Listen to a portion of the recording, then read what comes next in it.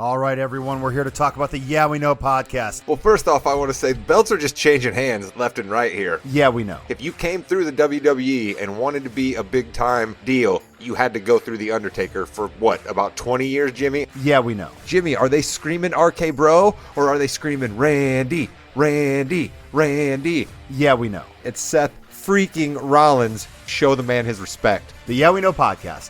Find it in this feed, part of the Morgan You Knows podcasting network. Hello, Internet. The Morgan You Know Podcast Network presents Balls and Brew. Hello and welcome to another rousing rendition of the flagship sports podcast here on the Morgan You Know Podcasting Network. I am your host. My name is Rod Morgan. This podcast and every podcast is produced by James Thomas Jamriska. Jimmy Jam is with us now. Jimmy, hello. It's week 18. Let's go. And back from his trip in the Rocky Mountain High of Colorado, it's our handicapper, Josh Williams. Williams, we were lacking last week in your absence, my friend. Happy to have you back.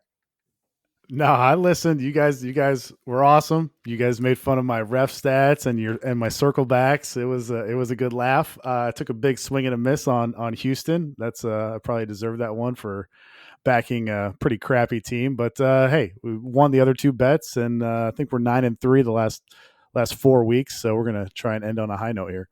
All right, Williams. Listen, we're not gonna spend a lot of time on this, but I think you do need to tell the listeners that you spent 20 hours at the O'Hare Airport. I mean, just give us the Crib Notes version of your travel day there. Yeah, it was wild, man. I knew my flight was going to be delayed, but then late at night, at like 11 o'clock at night, they canceled it. So I had to stay in customer service line, which was like over 300 people long. And then the airport was like freezing. Like that was the worst part of it. It was absolutely freezing in the airport. There was people Superman style on the heaters screaming that they need to turn up the heat. It's actually pretty funny. I've never been in an airport that was more cold that night and just looked like a bunch of bums laying everywhere at the O'Hare Airport. It was kind of a wild scene. All right, so over or under $50 that you had to spend on random snacks and things while you were stuck at the airport? Oh yeah. They couldn't vouch anybody a hotel because United doesn't control the weather, and so all they gave everybody was like a $15 voucher for maybe a biscuit and maybe a water in the morning. So yeah, we spent a good chunk of change on some trail mix and some rando gummy bears. So yeah, it's good fun times. There we go. Chris King, you have it. If you ever asked yourself, what does Josh Williams eat when he's stuck in an airport? It's trail mix and gummy bears. Chris, what would you eat if you were stuck in an airport for 20 hours? Oh, I'd probably take that $15 and buy a beer at the bar. That's probably where I would go as well. Chris King joining us from North Carolina. He's going to have three things that he knows. Mr. Williams is standing at 29-20-2 for his record on the year. He, of course, has 3 picks. We're going to go over all of the different scenarios involving the playoffs that may play out here in Week 18. Jimmy has a face and a heel for you, but we got to start in one place only. We had an earth-shattering moment in the NFL during the Monday Night Football game. I must admit, I was not watching the game. Jimmy, I believe you were watching the game, so why don't you get us started? Yeah, so we were watching the game, was on in the background, and we were talking, and then all of a sudden, you see Hamlin get up and then fall right down, and I look at him like that's not good. As someone who has given CPR to somebody before, let me tell you one thing: it is the most surreal moment in the history of surreal moments when you are there with somebody who is who's not breathing and doesn't have a pulse, and the look on everyone's faces just was heart-wrenching. And I'll end with this. My son had a lot of questions. Because Jackson, who's 9, and my wife were watching it. At first, he's like, "Don't watch mommy," because he doesn't want his mommy to see someone get hurt playing football because he wants to play football. But he had a lot of really good questions about it. And every single day when he's gotten home from school, he's asked me about how he's doing. And I just think that's, that really did bring a lot to the forefront for people. So that's kind of what happened in our household. Jimmy, I agree with you that a lot of good conversations had come up out of this and things that need to be discussed. But unfortunately, I feel like we're going to see in this situation, like we see so often, where people are going to rally up and be all ginned up about it for a couple of days. And then everybody's going to be saying, yeah, but they're going to play games this weekend. And it's all going to kind of go to the back bend. Mr. King, your thoughts on everything that unfolded with Mr. Damar Hamlin last Monday? I think you may be right in a sense, Rod, but I do think that this could, reopen some of the conversations that, we've had in the sports world about heart issues with athletes. No one is really sure exactly what caused this yet. We just want him to come out the other end healthy, but it appears it could be a heart issue of some sort. And at least I remember, Hank Gathers, what was the Boston Celtics guy, Reggie Lewis, was it? Reggie Lewis, yep, you're on it. Yeah, so like, and when those things happened in the past, there was a national conversation about this thing, and then you started to see more athletes getting tested, and we knew what to look out for. And I think something to that effect could come out of this situation, and I think it's good. And I think the NFL on Monday night did the correct thing and canceling the game and sending everybody home. I think that was the smart thing to do. They took a look and actually put, a human face and took a human approach instead of an approach of the bottom line. I think that was a big thing for the NFL on Monday night.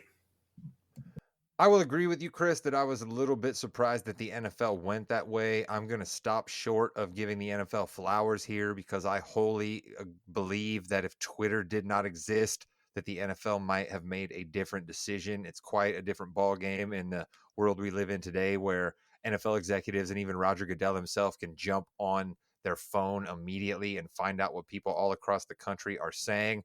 So I want to stop short of giving flowers to the NFL. Chris, I'm not saying you're wrong, but I myself want to stop short of giving flowers to the NFL. But Mr. Williams, I know you sort of wanted to hand out some flowers to some people not NFL related for the way they handled themselves that Monday night.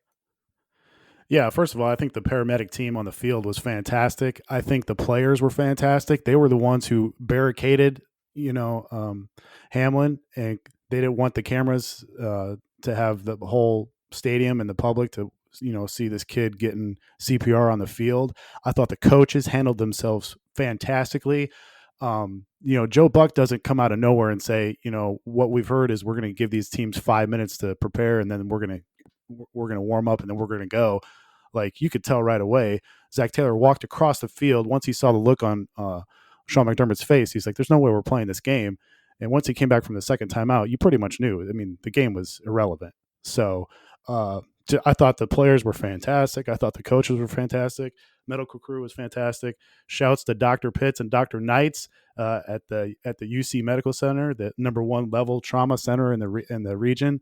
I mean, they helped save this kid's life, and I think I thought it was fantastic how everybody donated to the Hamlin Toy Drive. I mean, his goal was like $2,500, and it's like over 6 million now. So that's pretty awesome, and just want to give some shout outs to those people. Jimmy, I know I want to come back to you because you lived in Cincinnati there for a little while. And other than having absolutely phenomenal three-way available from Skyline, I know that you, one of your immediate thoughts that evening was that he was in good shape because he was going to be in Cincinnati. And let's not forget that Tua got some serious help from Cincinnati hospitals earlier this NFL season. So big shouts to the Cincinnati medical community. Yeah, it's there's like 5 hospitals within a mile of the stadium, and one is the level 1 trauma where he went, and including they also have a fantastic children's hospital too. They knew us by name for a while, but really great place to go if you want excellent medical care. So I thought that was he got very lucky in that aspect. And I am a big broadcasting fan. I have a part-time job as a rock and roll DJ, host a podcast here. I know all of my 3 fellows. We all enjoy communication. And big shouts to Scott Van Pelt and many of the people associated with ESPN that night. Because, Mr. Williams, I'm with you. Joe Buck didn't just make up out of thin air that they were going to come back in 5 minutes. I know that the few times that I did tune in after I saw everything that was happening, I felt a level of calm and a level of okay with Joe Buck being on the microphone. There was just kind of something about Joe Buck, Troy Aikman, Lisa Salters, and then going back to Booger McFarland and Susie Colbert, and then going to Scott Van Pelt. These were all people that had gravitas and handled themselves the way journalists should handle themselves. So kudos to ESPN. There's a lot of talk about Damar Hamlin out there. You don't want to come to us for a whole bunch of medical opinions and this, that, and the other. So let's not get too sidetracked here. All of us have thoughts and prayers going out to Damar. We've heard some reports today that he's up a little bit and holding hands with family. So that is good. Let's hope for continued improvement by him. But that being said, let's move on to what we normally do here on this podcast. Actually, wait, no, Chris, you had one last thing about that game as part of one of your three things, and then we'll move on. Yeah, well, this is kind of moving on from the Damar incident and more to the NFL and what they should do about this game. And as of recording this, they have not made a decision past the fact that they weren't going to try to schedule this game sometime this week. There's been a lot of talk of what they should do. Should they try to replay it? Should they add an extra team to the playoffs, or what should be done since there is some playoff seeding, a bye week, number one seed at stake here? This was a very important game. What the NFL should do, and they have practice in this, is really only one or two things. They should either just say the game never happened, much like they did during the pandemic, or just give them each team a tie. That way, when it comes down to your winning percentage, let the chips fall where they may. If that tie hurts you, sorry. If that tie helps you, great. But that's just the way it is. It's essentially an act of God that this happened and this game was canceled. You can't hold anybody accountable. You can't, force somebody to not get home field advantage when they did the things they were supposed to do. Also, you don't play this game. You either act like it never happened or you give the teams a tie. And a tie, I think, is the best way to go. You already have ties in the NFL. That can be a legit result from a game. Give them the tie. Jimmy Jam, I want to come to you on this because you are quite level-headed when it comes to many things like this. What do you think the NFL should do logistic-wise vis-a-vis this game? I kind of like the winning percentage because even a tie here, I don't know how that really works. I mean, that can't help and hurt people. I think winning percentage is probably the best. You don't want to hurt anybody by having an extra team in there, but I honestly think they might just throw an extra team in and just have people play that way. But I think they do winning percentage, and then the AFC title game, I would look for that to maybe be at a neutral field. I can see that being big. Mr. Williams, I know that you are on top of all of these things, daily fantasy-wise, fantasy football-wise, betting-wise. What has that community decided to do so far? That's the $1 million question. I mean, I'm in a league with not much money compared to like some of these best ball leagues where that money is up front online, and like DraftKings has one, Underdog has one, and these prizes are like $1 million up top, man. And there's people waiting on this result for this Buffalo Cincinnati game because it's such a huge game, such huge players, really good players playing in that game. So I don't know what they're going to do with that. It seems like they're not going to play this game. I don't know. All I know is that Goodell needs to like come out and say something, man. I mean, the guy makes $60 million a year. Like, where's the leadership at? I think he significantly dropped the ball on Monday night. I'm with you. I think he was the one who said we need to get this going. The show must go on, and there couldn't have been a further, reaction from everybody that the show must not go on that night. And then he already messed up the schedule before that game, in my opinion. So they really, the NFL has really dropped the ball here with this scheduling. So I'm probably with Jimmy. I think the AFC title game could be a neutral site game. It could be played in Cleveland, could be played in Indianapolis. We'll see. Go Indianapolis. Yeah, the AFC title game in Indy. Come on. We'll see. Oh, yeah, the Colts definitely are not going to need the field for a home game. Jimmy Jam, what do you got? So the NFL, we're doing this real time. The NFL did send out a scenario marker. So the game's not going to count at all, okay? There's a bunch of different scenarios of who wins and who ties. Essentially, a Buffalo Kansas City championship game would be at a neutral site. Done. Also, if Baltimore beats Cincinnati in week 18, it's basically, if they have to play in the wild card game, there's going to be a coin toss to see who gets that. That's basically where we are. So the game is gone. There's no game. It's no tie, no nothing. That's out of the question. So that game doesn't count. But it's like a whole page of scenarios. But that's So they have gist of it. contingency plans based on sort of Yes. what happens in week 18. What happens in it week sounds like. 18? Correct. Yep. And then what happens in the championship game? So if Buffalo and Kansas City both lose and Cincinnati wins, a Buffalo or Cincinnati versus Kansas City championship game would be at a neutral site. That's like a week 18 3-game like thing there. So there's a lot going on. It's going to be at a neutral site, essentially, I think is what's going to happen. I think you're Yes, right. Yes, Indianapolis would be great. Yeah. It can't be Detroit. Can't be at Detroit. No, it certainly can't. Damn right. The Lions are going to be in the playoffs. I'm still holding out hope, Jimmy. Mr. Williams, as if you needed a few more things to think about. That we just threw a few more at you there. My goodness, your head must be spinning now with what's going on in week 18. Yeah, it's wild. And now it comes down to, I think, everybody assumes that Buffalo is going to play this week. But are we 100% sure Buffalo is going to play this week? Very good point. It's a big game against New England. I mean, the looks on some of those guys' faces, man. Cincinnati. They interviewed Burrow after the game this week, and he said, if you took a poll with our team, it's probably 50-50 whether or not we want to play. I can't imagine the guys in Buffalo. So, I think Hamlin's health improving a little bit helps, but there's no guarantee that Buffalo plays this week. So, we'll see going forward, man. It's a total mess right now, but we're thoughts and prayers with Hamlin for sure. Jimmy J, Mr. Williams talked about Roger Goodell need to be front and center here, but I wonder if the NFL Players Union needs to be a little front and center here, if there is some sentiment as to what Mr. Williams is speaking about there. I think they need to come out together, to be perfectly honest with you. And I don't think I've seen him speak publicly yet. I haven't. I mean, he might have, but these statements are one thing, but you need to come out together and talk about this. And that's the leadership that you need. Obviously, there were so many things going on last week that I don't really blame them for not coming out right away. But the day after, it could have happened. And then to circle back, thank you, Williams, real quick. No matter what happens in the Bengals-Ravens game on Sunday, no matter what happens, the Bengals will be recognized as the AFC North champions because they have a higher winning percentage. However, a coin flip could end up deciding home field advantage with the Ravens. If the Ravens play. So that's where we are with that. I know there's a lot going on, but Cincinnati is your AFC North champions no matter what.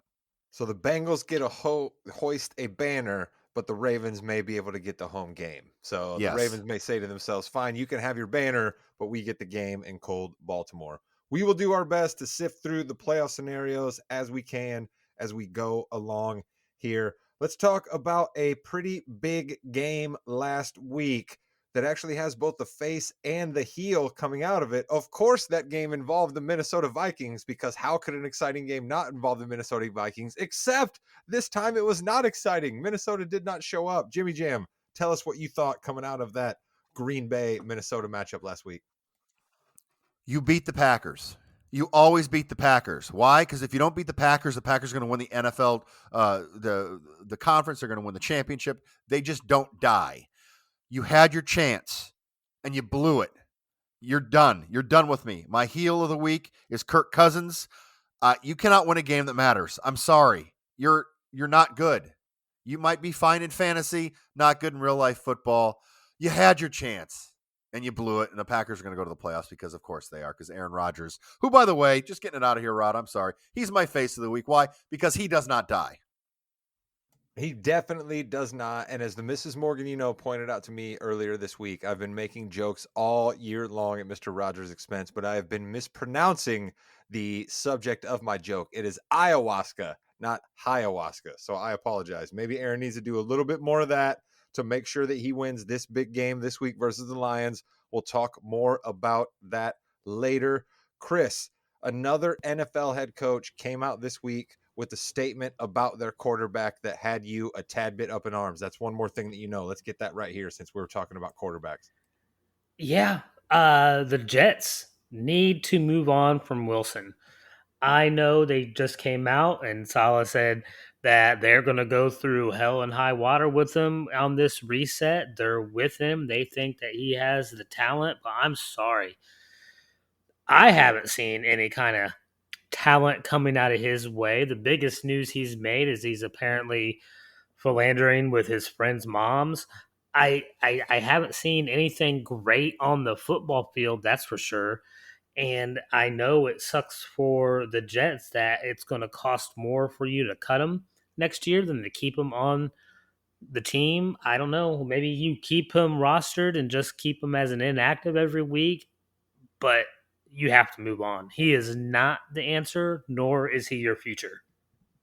I just want to stress again, allegedly philandering. None of us on this podcast have any way of knowing whether he is or isn't philandering with anyone's mom. So let's just make sure we get that out there allegedly. But that's certainly not something that you want to hear about involving your franchise quarterback. Kind of hard to get team morale going, especially if it might be one of the other players on the team. Who knows? I don't know. They didn't specify what kind of mom. We're moving on from that. Chris has one more thing that he knows. We'll get to that as we go along. I have a Tom Cruise game for you, but the main reason we are all here is to get the knowledge from our handicapper, Josh Williams. Josh, give us one of your 3 games this week. All right, we'll start off with a game on Saturday, and it's a team that I usually hate, but I'm going to back them this week. I'm taking the Tennessee Titans plus 6.5 at Jacksonville. Let me apologize to the good people of Tennessee real quick, Mr. Williams, because you've just killed them by doing that. But continue. Yeah, usually I don't like Tennessee because they're overvalued. I think they're kind of lucky, but I'm buying Tennessee right here because it's the lowest spot all year for them. They've lost 6 in a row. Nobody believes in them. And when Mike Vrabel is getting at least 3 points in a game, he's 21-9 against the spread, 70%. Remember this, the Titans rested everybody last Thursday against Dallas, while the Jags didn't. The Jags went all out. And so Tennessee getting guys back here off 2 full weeks of rest, about 13 days, while the Jags only have 5 or 6 days in between games, with this game being played on Saturday night. This was one of the games that should have been played on Sunday night. But this year, when there is a dog getting a field goal or more and the total is under 47, they're 71-46 against the spread in those circumstances, 61%. And this game total is only 40. So I think that's even a better check mark for the underdog here. And don't underestimate this caveat either. The Jags aren't used to being in this spot. I mean, all the pressure in the world is on this young, inexperienced team. Well, it's just the opposite for this Titans team, who's lost 6 in a row now. Nobody giving them a chance with their backup quarterback off the street. I've got some ref stats here. Bill Vinovich, the head ref, here is ranked last in overall penalties per game this season. This should benefit the Titans, who are currently ranked 5th overall in penalties per game. Tennessee is the 4th most penalized team for offensive holding in the league. Vinovich has called the fewest offensive holding penalties in 3 of the past 5 seasons. He tends to let the teams play. And going off of that, the Titans under Vrabel are 5-1 straight up when Vinovich officiates, including 4-0 against the spread as dogs. Most recently as a 3.5-point underdog in Green Bay back in week 11, the Titans not only covered, they won that game by double digits. So I think Vrabel is going to have his team loose and extremely motivated. Remember, they got embarrassed by the Jags earlier in the year. They turned the ball over. They played like crap. They lost by 2 touchdowns. I don't see that happening again. They have the experience. They have a coach who's been there. And oh yeah, they still have the best battering ram in the league in Derrick Henry, coming off some rest here. I cannot believe this line is 6.5. At most, it should be 3 in my opinion. So give me my arch nemesis on this pod, the Tennessee Titans plus 6.5 on Saturday night. Jimmy Jam, I feel like Williams is coming directly at us because we've been right at the front of the Jacksonville Jaguars bandwagon all year long. The only thing that Williams said in his great summation right there that scares me is the name Mike Vrabel. That guy seems like he is a really, really good head coach. What's your thoughts on this game, Jimmy? He is a terrific head coach, and that is scary. However, I'm looking, Williams, help me out real quick. Who do you think is going to start at quarterback for the Titans? Brady? Lamar Jackson, who's starting for them? This is exactly what he wants, man. Vrabel didn't show anything last week. He's going to have Yes, of course. Yes. Joshua Dobbs. Yeah. Don't put the Joshua Dobbs train out yet. No. We're going to save him. Yeah. Joshua Dobbs got some reps in a couple weeks ago. They knew that Malik Willis wasn't going to be an answer. Malik Willis is a fantastic runner, but he just cannot throw the ball. I didn't think Dobbs looked that terrible the other night. And honestly, with the Titans, with their running game and with their play action with the tight end, you don't have to be a superstar to win this game. They're going to get defensive pieces back. Fulton is back, and that's a big addition to the cornerback room. I just think everybody's down on this Titans team right now. This is the perfect time to get on them here, getting this many points, 6.5. Rod, you're right. He's just jealous of our call on the Jaguars. Yeah, he really is. He's just mad that he wasn't smart enough to see the teal machine getting geared up and rolling for a big year in 2022/2023. Chris, let me get your thoughts on this game. Well, the reason people are down on the Titans is because they have 33 players on the injured reserve. 33. That's like half of their total payroll is on injured reserve this year. Of course, people are going to be down on them. That's why they've lost 6 in a row. They don't have enough healthy bodies out there. We just brought up Mike Vrabel there, Chris. A lot of head coaching talk there. I know you had your last thing was about a head coach. I kind of feel like we should sneak it in here, and then we'll get Williams' last 2 picks. Yeah, I know that the Carolina Panthers need to announce today that Steve Wilkes is the permanent head coach. He took a complete cluster of a team and turned it into an actual team, instilled a real culture, took scrubs and no names, got his best player traded away, put Sam Darnold back into the starting lineup, and in the past 6 weeks, there hasn't been a better quarterback in the league than Sam Darnold, and they were 1 quarter away. Think about this. October 1st, Carolina Panther fans were thinking about the number 1 pick. January 1st, they were 1 quarter away from being in control of their own destiny and the division. It's crazy. Give that man the job. Also nutty to think about that weird DJ Moore taking off his helmet penalty that really cost them that one game. I was just going to say that. Right? Had they not been cost that game, they might have been right there in the running. Mr. Williams, you keep a good eye on all the head coaches in the league. Do you agree with Mr. King here? Oh, yeah. And that game was the Halloween weekend where Pinheiro missed those 2. He missed the field goal and he missed the extra point. They had that game. DJ Moore scores that touchdown. He takes his helmet off, gets a 15-yard penalty, and the Falcons end up beating them. That was a heartbreaker for Carolina. But yeah, I said this right when Steve Wilkes, got the job. And they won like 1 or 2 games in a row. I was like, this team, you could tell from the start that they wanted to win for this guy. So yeah, and they gave a great effort and almost ended up winning the division, but couldn't get past Tampa Bay last week. But yeah, I think Wilkes has deserved this job. Jimmy Jam, quite the difference in the interim coaches, right? We got Steve Wilkes, who's maybe in line for the Carolina Panthers job, and then you and I are sitting with Jeff Saturday, who I'm excited about because I want the Colts to lose. But man, if the Colts give Jeff Saturday the job, I think all us Colts fans would be up in arms, right?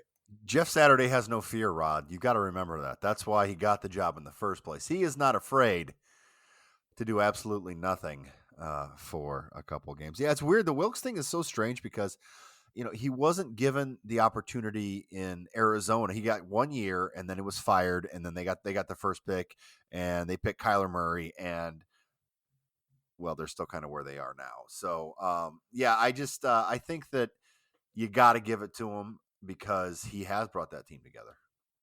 He most definitely has. The Panthers have no business being in the NFC South. Now, we've talked about how bad the NFC South is, and that benefited the Panthers an awful lot, but you got to give them some credit for sticking it out the way that they did, and that rests solely at the feet of Steve Wilkes. So as often as I give Chris a bunch of crap about his 3 things that he knows, this week I really can't disagree with him on any of them.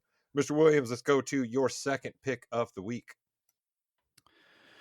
Yeah, this is the nightcap on Saturday night. We went against the Chiefs last week. We took that hold your nose, pitiful Denver team, and they ended up covering. We're doing it again this week. I'm taking the Raiders plus 9.5 versus Kansas City on FanDuel. And since November of 2020, including the postseason, the Chiefs under Mahomes are only 9-24 against the spread when favored by more than a field goal. Just a field goal. Now, they're laying 9.5 here. So it's a winning clip of only 27%. That's really eye opening. This year, they're only 3-9 against the spread when favored by more than a field goal. That's only 25%. And remember, the Raiders were up 17-0 on this Chiefs team in Arrowhead earlier in the year before they had one of their 5 miserable collapses. So the Raiders now are healthier. They get Waller back. They have Renfro back. And Stidham last week, he was awesome, man. He That threw dude from was really good. I was surprised by that. Listen, he knows the system. He knows McDaniel's system. Last week, he threw for more yards than Carr has at any point this year. He threw for as many touchdowns than at any point that Carr has had did this year. He threw for a higher average than Carr did at any point this year. And he takes shots down the field, unlike Captain Checkdown Derek Carr. I mean, 12% over expectation with his completion percentage. That was the best out of any quarterback last week. Stidham. That's unbelievable. He was in control the whole game. Had the second highest intended air yards out of all QBs last week. Something that you never see out of Derek Carr. He was using his legs. They were rolling him out. They were using play action. It was a really good game plan by McDaniels. And on the other side here, you're getting a significantly worse D than San Francisco, what Stidham faced last week here in the Chiefs. The Chiefs only 25th in schedule adjusted pass defense in the last 5 weeks. And this Chiefs D has faced a bottom 5 schedule of opposing offenses on the year. Adams and Jacobs have praised Stidham this week in interviews. So it appears to me that this locker room wants to end on a high note. And, there's no guarantee that McDaniels is back next year. He's probably back, but he may need to win this game to keep his job, or at least, put out a good effort here. Some quick ref stats here. Scott Novak, the head ref in this game, is averaging 4th most defensive PI penalties per game. The Chiefs are currently the most penalized team in the NFL in this category. And PFF Greenline has this with Vegas getting 57% of the tickets, but all the way up to the Raiders taking 95% of the money here. I will say that there's probably not a lot of money coming in on some of these games because you just don't know with the injuries and the motivation. So that is skewed a little bit, but still, the Raiders are taking a ton of money here. Just too many points. Like I said, Josh McDaniels needs to finish strong to feel good about coming back in 23. I'll take the Raiders here plus 9.5 on Saturday night. Chris, I want to go to you on this. Based on everything that Mr. Jamriska told us a little bit earlier that the NFL just released, don't you think there's a good possibility here that the Chiefs don't necessarily run their horses out there because they can't get the home game in the AFC Championship now, no matter what they do? Still a division rival. Raiders and Chiefs are bad blood. I want to see them play. I hope they don't sit their guys. I want to see them play. I want to see. Shocking. The guy who hates tanking wants to see him play. Listen, it could be an exciting game. Stidman looked like a stud last week, and if he goes out and throws 400 yards again, you have a shootout, and anything can happen in a shootout. Jimmy, what do you think Andy Reid's going to do? You think he's going to play his guys, or do you think he's going to sit them? I think he's gonna play them. If it gets anywhere near being out of reach either way, he'll put them down. But you never know. I mean, anything can happen in the playoffs. So Kansas City does want to have that potential championship, AFC championship game at home. They don't want to slip too far down. Yeah, but I thought you just told us that there's a chance, though, that the AFC Championship game could be at a neukral site. Isn't that what you just explained to us? No, there is, but that's if. I mean, let's just say Buffalo, Kansas City, Buffalo and Cincinnati aren't there. They lose. Let's say they both lose. Well, maybe not. I don't know. There's so many things going on. Kansas City's gonna try to That's win. what I'm saying. I just think there's a good chance that Kansas City's not incredibly motivated to win this game. I like where Williams' head is at, that the Vegas guys seem to like McDaniel. They seem to be rallying around him a little bit. Stidham knows the system. As much as I don't like it when Williams takes these underdog picks, I think he's on to something there. but he's also after my heart with his final pick here because he's going to the Baker Mayfield-led Los Angeles Rams. Mr. Williams, what do you got for me?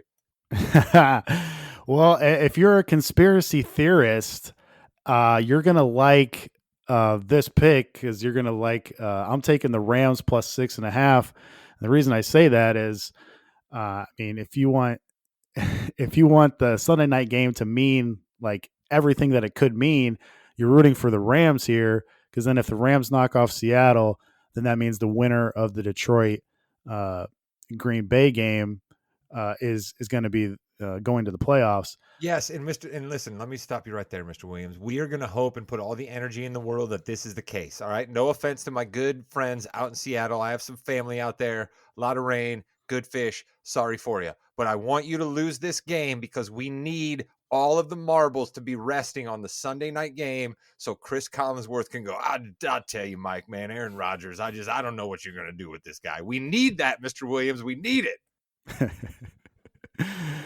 Yeah. And the scheduling committee, they really messed up here. The Rams in Seattle have to be at the same time as Detroit Green Bay for competitive balance, but they could have learned something from Major League Baseball, Rod, on the last game of the year. Nobody can learn anything from Major League Baseball. Stop yourself. Usually not. I agree with you, but the last game of the year, Major League Baseball has all the games start at the same time.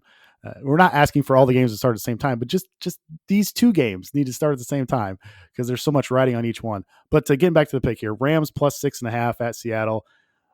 Since 1990, check this out: teams that are already eliminated from the playoffs, playing teams that need to win to get in, are 96, 59, and 4 against the spread. That's 62%.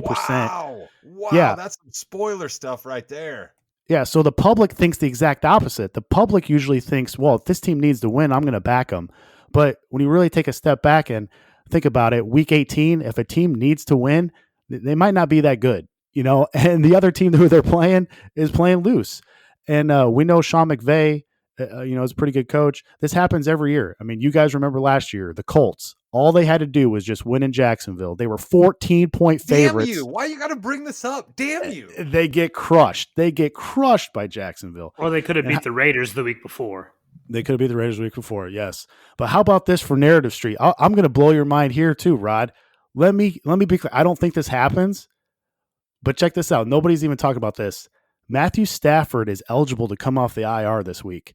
What if he comes off the IR, beats the Seahawks to give his former team, the Detroit Lions, a chance to make it into the playoffs? Let's go. That would be fantastic.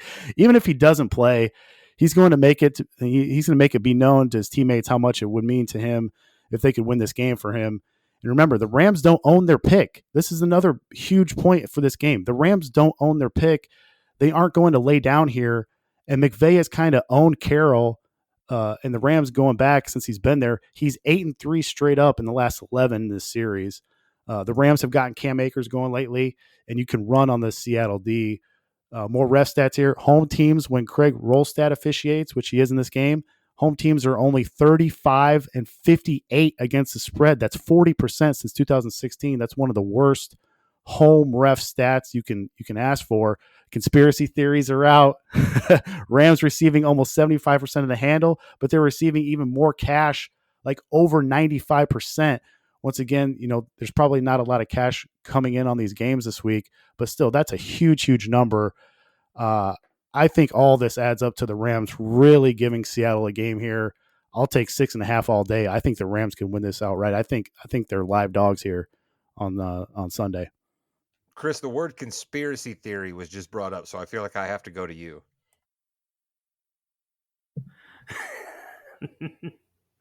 Listen, all I want is the Rams to win to make that game mean something. Yes. Of course, we all know I have been pushed in the Lions all season long. I've loved their offense all season long. I love that team up there. I want to see them in the playoffs. They deserve it. Jimmy, everybody out in podcast land that listens to the Morgan podcast, I mean, they all want the Lions to have a chance to make the playoffs because they all want me to be able to cash that ticket, right? Of course. Well, everyone wants the Lions to make the playoffs anyway because it's a really good idea and it's a good story. And let's go Lions. And then also to circle back again. Yep, sorry, that's my gimmick this week. Wait a minute, is that a double circle That's back? a How do double we circle classify back. that? I don't know, but I'm reading through this thing. You're right. Kansas City. It doesn't really matter if they lose this game because if they play Buffalo or Cincinnati, it's at a neutral site. If Buffalo and Cincinnati somehow are not in the AFC Championship game, then it's at Kansas City because they've got a much better record than than the next few teams. So I think we might see Andy Reid sit some people in the second half. Jimmy, listen, I love it when you circle back to tell me that I'm right. That's actually the most perfect scenario to circle back to. Thank you. Mr. Williams, I see you got something for us. What do you got? Yeah, this is more personal for me, but since the Buffalo-Cincinnati game got canceled, Buffalo can't get the most regular season wins. I need the Raiders to beat Kansas City, so I cash my 18-1 Philadelphia Eagles for most regular season wins. That's if they beat the Giants. I also have a Giants Brian Daboll Coach of the Year at 30-1, so I'm kind of like all over the place here, man. So this is going to be a super exciting week 18. My Giants have already cashed, baby. I'm excited about that one. My There you Giants go. have already cashed their tickets to the playoff. I've got that one. And listen, the other scenario that Jimmy just laid out where Buffalo and Cincinnati is not taking on Kansas City, that could open the door to the Ravens, who would cash me a huge ticket if they could somehow get to the Super Bowl. So things are still absolutely, completely up in the air. We've spoke a little bit about the Lions. We've spoke a little bit about the Packers. Well, you know what? That is my Tom Cruise game of the week, baby. I have to talk about the Packers v Vikings because that was my Tom Cruise game last week. Thought that the Vikings would be involved in another nail biter. They, of course, were not because I put the stink of the Tom Cruise game of the week on them. I apologize to everyone out there. I'm also going to apologize ahead of time, I guess, for making this Green Bay Lions game be crap now. Seattle's definitely going to win this game versus the Rams so that this game does not matter and my Tom Cruise game gets completely crapped on again. Jimmy, my grade for last week, though, is going to be, are you ready for this one? You might not even know this Tom Cruise movie, American Made. American Made. I think that is a fantastic pick because no one knows it and really didn't need to watch it, apparently. So that's why a good job. That's exactly what I'm doing there. It was one that came out, I think, 3-4 years ago. 2017. Yeah. It's a true story, right? This pilot who was a drug smuggler. Like, it sounds like it would be cool, but it's also just not that cool because you don't really want to see Tom Cruise as his down on the luck, I need to smuggle drugs to make money to save my family guy. You just don't buy someone with the striking, handsome, good looks that Tom Cruise possesses as that. So American Made was last week's Tom Cruise game of the week. Basically what that means is, Jimmy, more often than not this week when I've graded my this year, when I've graded my Tom Cruise game of the week, we have been on the lower end of Tom Cruise movies. Have we not? We have been, but I will say Barry Seal, who's the person behind American Made, that's a win for him having Tom Cruise play you after looking over Barry Seal's resume here. That's a good win for him, I think. No doubt about that, unless Barry Seal's 6'6", and then it's not really a victory. That's a valid Tom Cruise. Nice. But what do you think my chances are of cashing in Top Gun or Top Gun Maverick on this Packers-Lions game, which could be for all the marbles, Jimmy? Oh, it's not going to be for anything now because you picked it. So it's going to be like it's. I'm sorry, it's not going to happen this week, Rod. It's going to be for nothing. I'm sorry. I don't even know of another bad Tom Cruise movie I could pick. Chris, give me another bad Tom Cruise movie I could pick if this game goes haywire. Oh, have you done Eyes Wide Shut yet? That's a good call. I actually haven't done that one yet because that one is just, there's a whole lot of stuff going on in that one. Listen, if this game turns out to not have to mean anything, then Eyes Wide Shut is perfect for it because it doesn't mean anything. So, all right, Williams, I'm coming to you for your Eyes Wide Shut take. What do you got? Well, I don't know about Eyes Wide Shut. I probably like that movie actually more than any of you guys. It's kind of bizarre, kind of contrarian, and you know me, contrarian. I will say this. If Seattle ends up beating the Rams, don't necessarily count out Detroit to knock off Green Bay. Dan Campbell will still have those guys, up for the game. And I think that could have them play looser because we've never seen this Detroit team have to play for anything.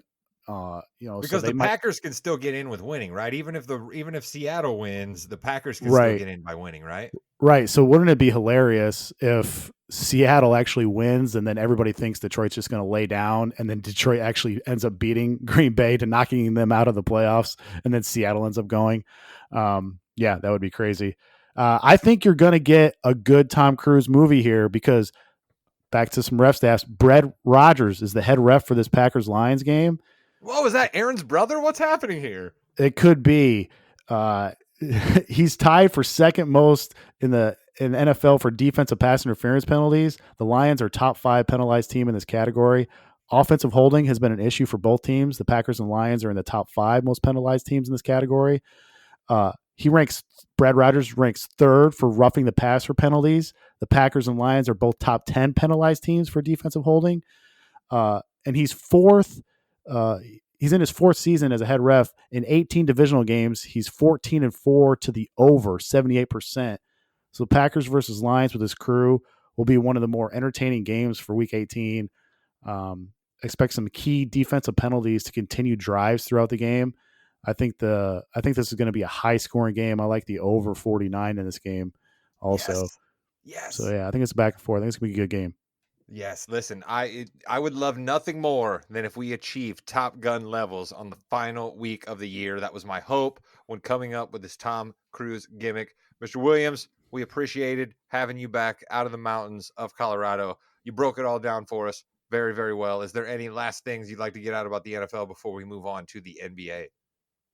No, man. You guys have a good NBA session, and we'll see what Week 18 brings. I'm sure it's going to be awesome. We will have you back for the first week of the playoffs next week. And as Mr. Williams stated right there, on the other side of a break, Mr. Jamriska will be leading the show, and we'll do the NBA Fast Break.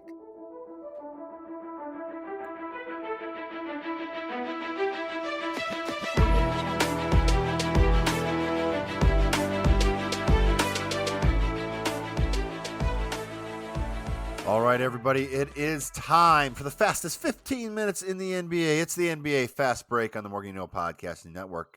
I'm Jimmy, Rod, and Chris are here, and we start every Fast Break with a look at our team, the Sacramento Kings, who are 5-5 in their last 10. It seems like I've been saying that a lot lately.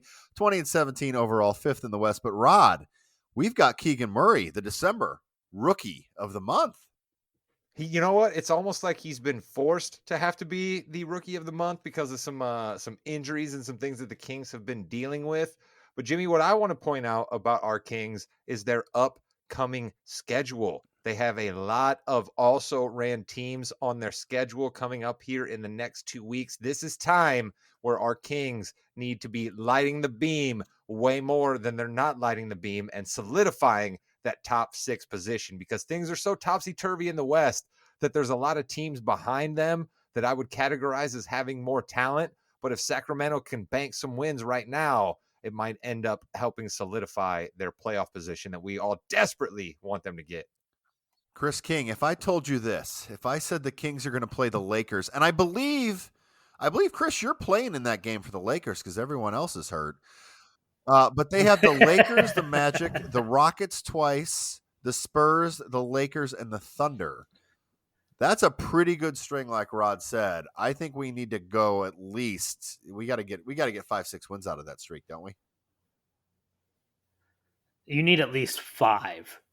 But this is what worries me. Like, we play and win some good games. We beat the Jazz. We beat the Nuggets. We actually beat the Jazz twice. But then we turn around and we lose the games to teams like the Hawks and the Hornets and the Wizards, teams that we definitely need to be beaten and lighting that beam up. Such a good point by you. They do lose confounding games. Close games, but confounding, yes. Right? And so, like, this is a stretch of games. You know, it's against teams that if the Kings want to be taken seriously in the West, they need to win these games. They need to win them. Like, if they won out, that would be great and to show that they're a legit team in that West. So we're going to move on now. I want to talk about a couple of quick things. Oh, excuse me. Mike Brown, Rod, you love you some Mike Brown. And Mike Brown said of Keegan Murray, he needs to challenge him to be a better defender, rebounder, and multi-effort player. You see that in Murray, and you think he can take that next step? If you want a guy from Iowa on your roster, I think you're basically drafting a guy from Iowa because you assume that he has all of those traits and characteristics. And I'm not the least bit surprised to hear Mike Brown bring up defense when he first talks about an NBA player, because that's kind of how Mike Brown has made his calling card. And I think that that's basically the one organizing principle that he's brought about to this Kings team that has made them be better this year than the also-rans they've been for 18, 19 straight years. Yeah, not very good. But this year, again, we've got a new culture, and I think that they are on the right track, and that's all we can ask for there. A team that's not on the right track, a lot of injuries. Yours, everyone's New Orleans Pelicans. Zion's out for 3 weeks. They are 24-14, 6-4 in their last 10, but they are missing a lot of people. How worried are we about the Pelicans, Chris? Yeah, Zion was an early favorite of mine to win MVP if he was able to stay healthy. It really seemed like he was really starting to get into a groove, really starting to really just dominate games, and the injury couldn't have come at a worse time for the Pelicans. Yeah, it hurt. If they can, yeah, it did hurt. And if they are able to weather this next month, at 500 basketball and then get healthy, by the end of January for that real stretch, maybe like right after the All-Star break, be healthy and finish strong. But if you were really worried about them just crashing to the floor. And Rod, this comes at a horrible time because they've got the Nets, the Mavericks, Celtics, and Cavs coming up. There's a couple other teams in there, Wizards and Pistons, who aren't as bad. Not looking good for the Pelicans right now, is it? You'll hear a lot of talk about the Pelicans being an incredibly deep team, and right now we are going to put that to the test, because this is the type of situation where you need a guy like Jonas Valanciunas, who's actually only playing about 24, 25 minutes a night, because that's the role this team needs him to do when Zion is out there doing his thing. But if both Zion, and here's the other one, Brandon Ingram has been out for a couple of weeks, and it doesn't necessarily seem like he's going to come back immediately. So you're going to be missing your two main offensive guys. It's kind of nice to have a dude like Jonas, who is definitely old school, Chris. Get the peach baskets out here. He's definitely old school, posting up down on the block. But if you need Jonas to get you 26 points and 14 rebounds, that dude can absolutely do that. If you need Trey Murphy to hit 5 or 6 3-pointers and get you 18 points instead of 14, he can do that. So I think that the Pelicans are deep enough to weather it. And Jonas was doing that at the beginning of the year, too. So I think they can weather it, but I'm with Chris. It'll be real interesting to see if they do or not. I think they have the talent to weather it, but we'll see if they have the mental fortitude. All right. Now it is time to move on to, it's the music. Here it comes.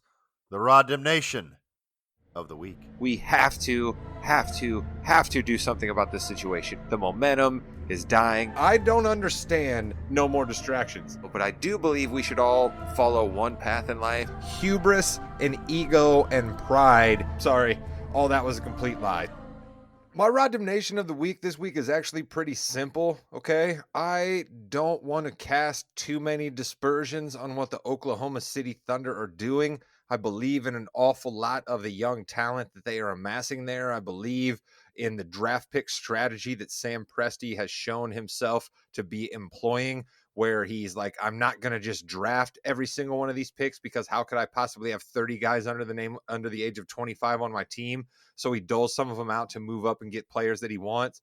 Their draft history, unimpeachable, okay? But they still are not necessarily a team that you should be giving up 150 points to and getting blown out by if you are the contender for the East Championship crown. So my Raw Damnation this week goes to the Boston Celtics. I understand that the NBA season is long, and every once in a while you're going to have a night where things don't look really, really good. But if you, Boston, really want to be considered the best team in the NBA, and you have this evil, dark Darth Vader force creeping up behind you, and you get beat by the Oklahoma City Thunder, giving them up 150 points in one game, you're going to be my Raw Damnation of the week. Wow, that's a big one. And Shea didn't play, Rod. That's a huge thing that happened there. Another reason why that's a terrible game by the Celtics. I do not understand that. They got almost doubled up in the second quarter.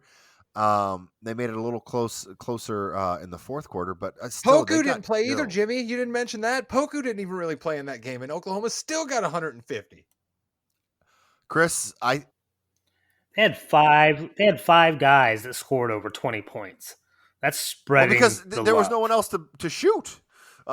So they had to do that, Chris. And, coming up here in your Kings hardwood hierarchy very soon, the Celtics last week were with a queen. I don't know. Rod, do you think they're on his hardwood hierarchy this week?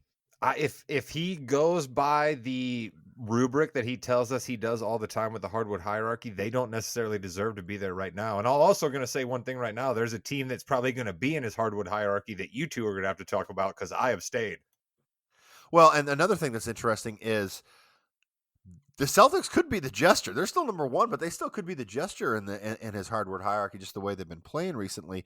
Last week we had the Nets as the king, the Celtics as the queen, the Nuggets as the prince, and the Pistons and Magic as the jester.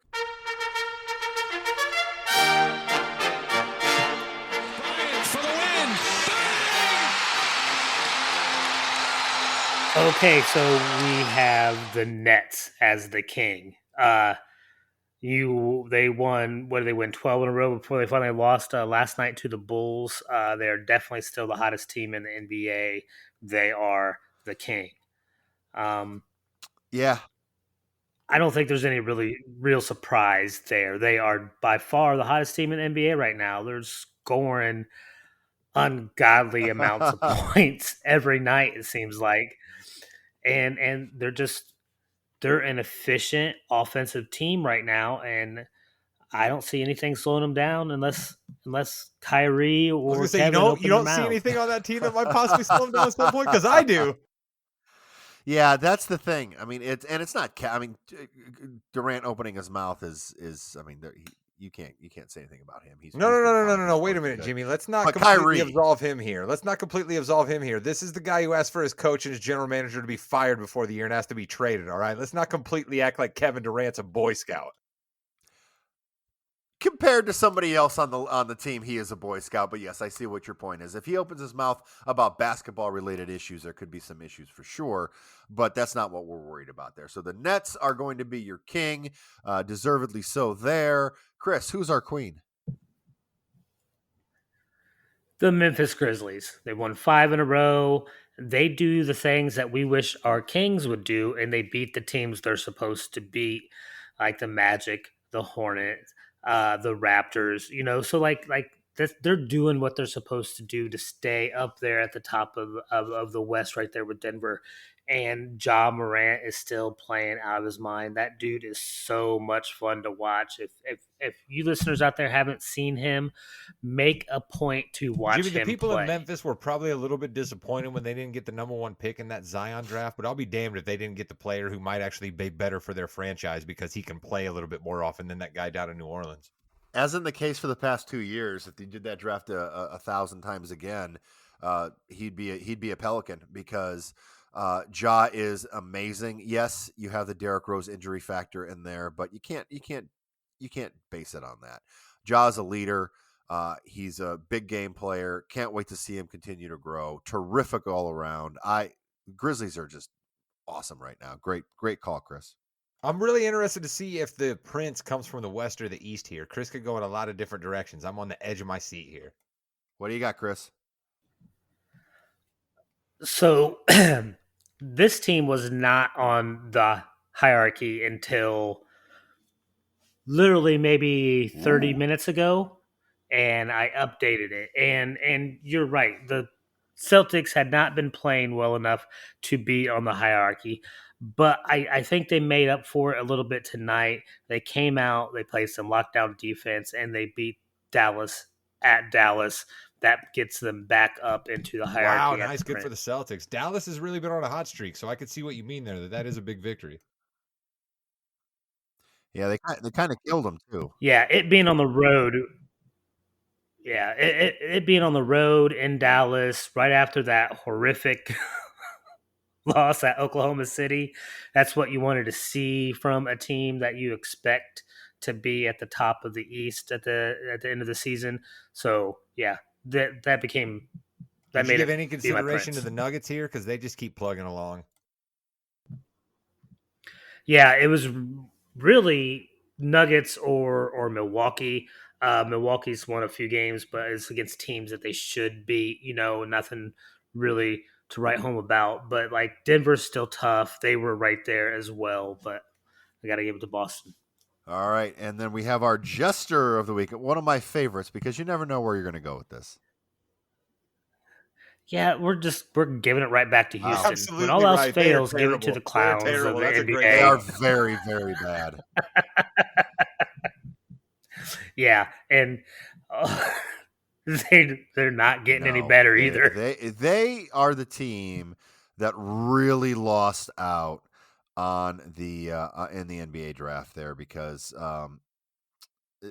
Jabari's just kind of doing what we thought he was gonna like what I thought he was gonna do, not much, and that team is just so young right now. Jimmy, at what point do we start asking questions about Steven Silas here? Because I get that they're young, but man, they just seem to have no plan, no fight. Just it's really bad down there. Yeah, you can say you're young to a point, and you got to give a coach some time. But also, if you're not seeing that fight in there, plus they've got a weird team. Eric Gordon is still on this team. How is that Eric Gordon's possible? basketball life is so bad. I feel so bad for that guy. He's been on so many terrible teams. He just can't catch a break, and he can never leave. I don't understand where it's going, and I think that's the issue where you don't have a plan. Like you said, there's no fight, there's no game plan. You may have to change things up. Have they had a plan since they traded that's the Harden? thing. I don't know that That's the issue. I don't know that they wanted to trade James Harden, right? Like it's one of those situations where you as an NBA general manager have to be ready for anything that gets thrown your way because I think they all intended for it to be one way in Houston and then all of a sudden James Harden said he wanted out and they were like, "Oh shit, what are we going to do?" So that's why you always got to be ready as a general manager. Yeah, well, I get that, but like that was a few years ago. What has been the plan since The plan then? has been There hope hasn't Brooklyn's been going to be one that I've bad and for a seen. little while it looked like they made the right bet, but now maybe it's going to blow up in their face. That is the case with Clowns. with Houston. And that's going to bring us to the end of the NBA Fast Break this week. Rod, what do we got going on in the More You Know podcasting universe? We got the Royal Rumble just ahead in the WWE world. So Jimmy and I have a special Royal Rumble themed episode coming up for you. We'll probably tackle a little bit of the news because it just keeps coming fast and furious in the WWE world. Vince McMahon, but that's a topic for another podcast, another show, as we call it. Yeah, we know, In the Ring with Jimmy and I. Check that out. The Mrs. Morgan, and I are kicking around an idea of maybe dropping another Morgan on you about a particular television show that just wrapped up its mid-season finale. Keep your eye out for that. And then most definitely, you're going to want to keep tuned to this very show, Balls and Brew, next week when we come back with Mr. Williams talking about the NFL playoffs. Chris King, take us home. Goodbye, Internet.